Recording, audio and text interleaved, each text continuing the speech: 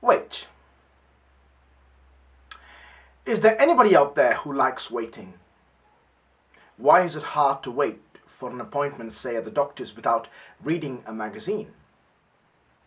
In our world, waiting is often an unpleasant word. We associate it with boredom, being unprincipled, lazy, and even at times distress. Wait.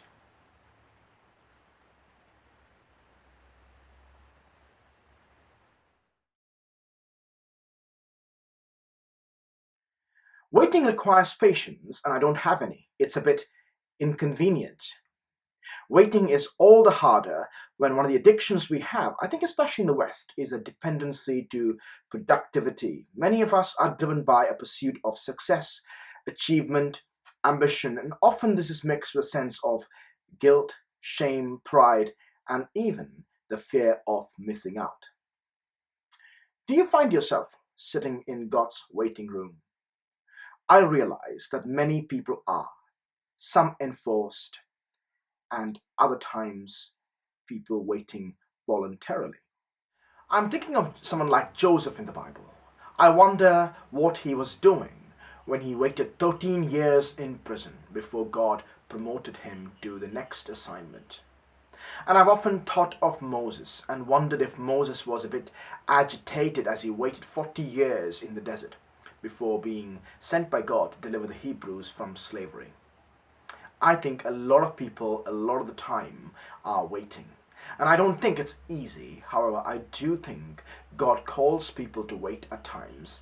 And it is in those times of waiting that God develops patience, godliness, and character, teaching us vital lessons along the way. It is in those moments of waiting that God equips us and prepares us for His purposes. Someone said, if I want potatoes for dinner tomorrow, it will do me little good to go out and plant potatoes in my garden tonight. There are long stretches of darkness and invisibility and silence that separate planting and reaping. During the stretches of waiting, there is cultivating and weeding and nurturing, and of course, planting still more seeds.